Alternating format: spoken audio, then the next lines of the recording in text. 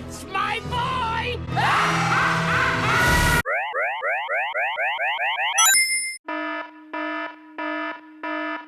Hey guys, if you like what I do on this channel, make sure you click that thumbs up button and don't forget to subscribe. Last video I asked you guys who would win in Ultimate Battle Royale, Captain Marvel, Plastic Man, Punisher, or Power Girl. And overwhelmingly you guys said Captain Marvel would win, so a special shout out goes to Epic Pellet Productions and G-Man, but an extra special shout out goes to Polly Plays. You said Plastic Man would win because he would turn into a lamppost and no one would know he's there. So today's is Batman themed. Let's start with figure number 1.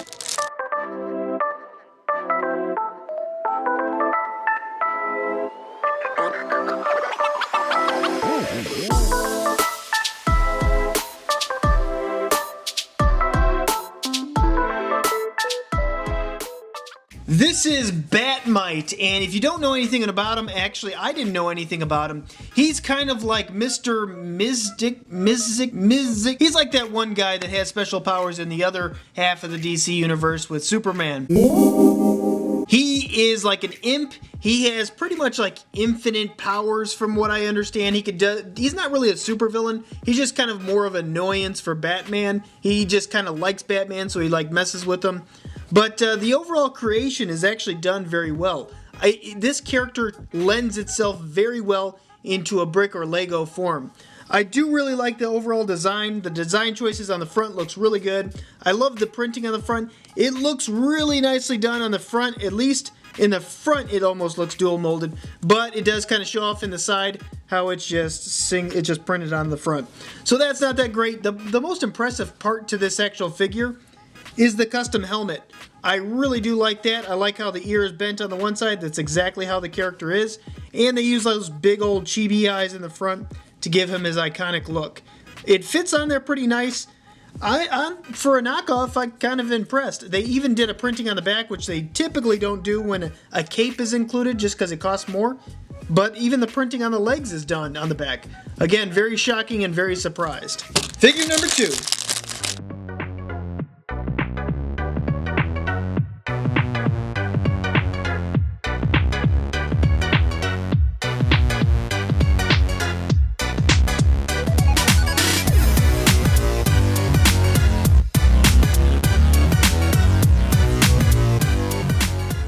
Another Bat Mite, and this is the exact same character, just a color swap. And I kind of like this one a little bit better, although the blue one is the more known one. The one if you look up Bat Mite online, this one shows up a lot more than the one like this.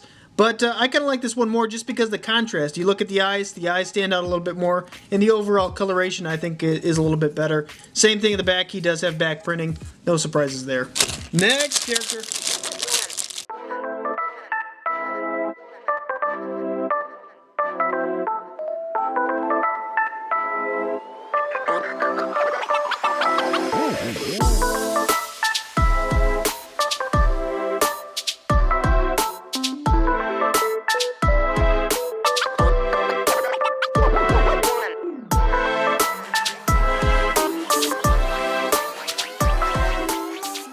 This is Harley Quinn. Now, kind of like with all the knockoffs, what you get is you get a mixed bag of results. So I'm going to talk about some of the good, and then I'm going to get into some of the bad with this character.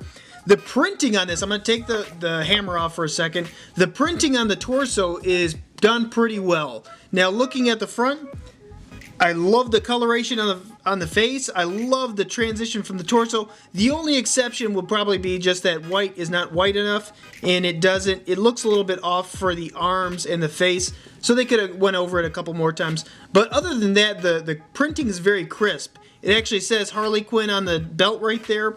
If you look on the side, there is some printing on the side. It does have 360-degree printing, which is a shocker for this one. She also has some printing, like tattoo printing on the side. Arm as well, with one different glove. Another little thing right here. You got some camo print on this side, so it is different colors on both. Comes with this pretty cool hat and some back printing you can see right there. But the actual body and torso is done pretty well. The part that's kind of messed up is this hammer. Putting this hammer together, you could really tell it's not Lego, and it really does make a difference. It was very difficult to get these pieces in there. They just don't fit quite right. I would love to see this in actual Lego form, and if the original customizer, if you guys let me know who that is, I'll definitely give you a shout out in the next video. Next figure.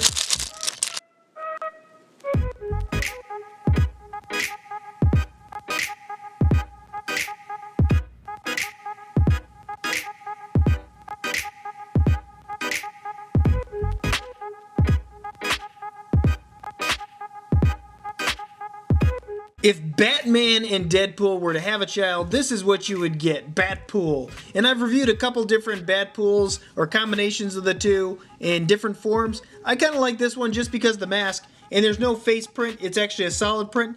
This head print would look really good for Azrael. I think it would really lend itself great to that character. I just like the overall look to it. The one thing about this is the reds, the Lepin and all these knockoff companies, they can't get right are the reds. They're just not like, they seem to have like this translucent feel look to them, and they feel cheaper than most other plastics, which is common obviously. But as far as the printing goes on the torso, I do like the printing in the front. I like the design choices that they made. One thing that's really cool is this little Deadpool scat shot right on this tile piece, which that's kind of interesting. You have this gun, which I think this is the same gun that, let me think, Red Hood had in the Batman minifigure series. And looking at the back, oh yeah, they have some printing on the back. It actually has a Gatling gun or a grappling hook or something on the back, which is kind of cool. And some printing on the back shoes, which is interesting. Alright guys, that's what we have for today. Let me know in the comments which one of these characters you like the best, and why. Thank you so much for watching. I appreciate it every time you guys watch that video and click that thumbs up. It makes a big difference for the channel. And until next time, you can help us take a gander. Wait, before you click away, why don't you click one of these other Toy Gander videos? If you like this one, you're definitely going to like these. And don't forget to subscribe because I upload twice a week, one on Wednesday, one on Saturdays, and you don't want to miss out on what I upload next.